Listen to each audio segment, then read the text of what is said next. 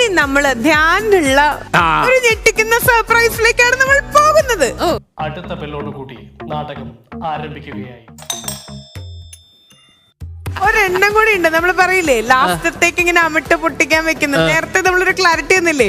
അതൊക്കെ ഒരു സസ്പെൻസ് ആയി നിൽക്കട്ടെ, എന്നാലല്ലേ കാണുമ്പോ ഒരു ഗുമ്മുണ്ടാവുള്ളൂ. അത് പൊട്ടും. അങ്ങനെ ബോംബെറിഞ്ഞു. ഇനി എത്രത്തോളം പൊട്ടു നോക്കിയാ മതി. എങ്കിൽ ഇപ്പൊ നാമം ജപിച്ചുകൊണ്ടിരിക്കുന്ന മിസ്റ്റർ ബിനു അടിമാലി എന്റെ നമ്പറായി, എനിക്കുള്ളത് മേടിച്ചിട്ട് വരാം. നിവാസൻ ചേട്ടന്റെ ഒരു ഡാൻസ് പെർഫോമൻസ് ആണ്. അതൊക്കെ ആലോചിക്കുമ്പോ എത്രയും പെട്ടെന്ന് തൂങ്ങിച്ചാവുന്നതാണ് നല്ലത്. എടുത്താ പൊന്താത്തൊരു കല്ലുമായിട്ടാണ് ബിനു അടിമാലി വരാൻ പോണത്. ഓരോരോ തൊല്ലകൾ കയറി വരുന്ന വഴിയേ ഈ ട്രിബ്യൂട്ട് കൊടുത്ത ആൾക്കാരൊക്കെ ഉണ്ടല്ലോ, അവരൊക്കെ ഒരുമിച്ച് വന്ന് തല്ലിക്കും. കിട്ടിയോ? കിട്ടും. കിട്ടണം. സ്കിറ്റ് കഴിയുമ്പോൾ എയറിൽ പോകാൻ വേണ്ടി ഞാൻ ഫ്ലൈറ്റ് റെഡിയാക്കിയിട്ടുണ്ട്.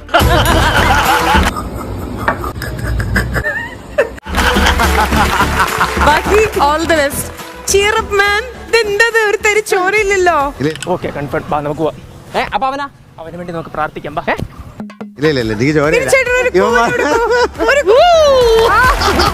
നീ എന്താടാ ഒരു മണി അർത്ഥം വെച്ച് സംസാരിക്കുന്നേ? എവിടെ ചെന്നാലും ഇത് തന്നെയുള്ള അവസ്ഥ. സാരില്ലടാ, നീ എവിടെ പരിപാടി അവതരിപ്പിച്ചാലും ഇത് തന്നെയാണല്ലോ നിന്റെ വിധി. കുട്ടാ, ആ ആലുവ മൂന്നാർ റോഡൊക്കെ ഒന്ന് ക്ലീൻ ആക്കാൻ പറഞ്ഞിട്ട് ചെയ്തില്ലല്ലോ. ചിരിക്കണം. എന്താ ഒരു വലിയ തമാശ പറഞ്ഞതല്ലേ? ചിരിക്കണമെങ്കിൽ ചിരിക്കാം. ഞാൻ ഒരുപാട് കണ്ടിട്ടുണ്ട് കേട്ടോ. എവിടെ, സിനിമയിലാണോ? അല്ല, യൂട്യൂബില്. നിനക്ക് പിടിച്ചില്ലേ?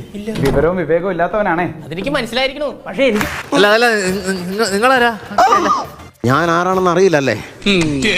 മാത്രമല്ല ബാക്കിയെല്ലാം സ്വാമി കണ്ടതല്ലേ. ഇയാളെ കണ്ടിട്ട് ഈ നാടിനെ പറ്റിയ ആളാന്നേ തോന്നുന്നില്ല.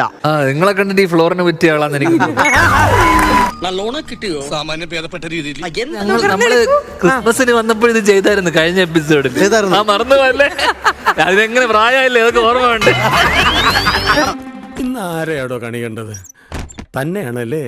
ആയിരിക്കില്ല. രാവിലെ എഴുന്നേറ്റ് ഉടനെ താൻ കണ്ണാടി നോക്കി കാണും. ഇപ്പോഴാണ് എനിക്ക് എന്റെ അച്ഛന്റെ വില മനസ്സിലാവും. തുറന്നു പറയുകയാണെങ്കിൽ നാട്ടുകാർക്കെല്ലാം നിങ്ങളെപ്പറ്റി വളരെ മോശം അഭിപ്രായമാണ്. അതിനെനിക്ക് നിങ്ങളോട് സഹതാപമുണ്ട്. പക്ഷേ ഇനിയെങ്കിലും എല്ലാവരെയും കൊണ്ട് അതും ഇതും പറയിക്കാതെ ഒരു നല്ല രീതിക്ക് ജീവിച്ചൂടെ?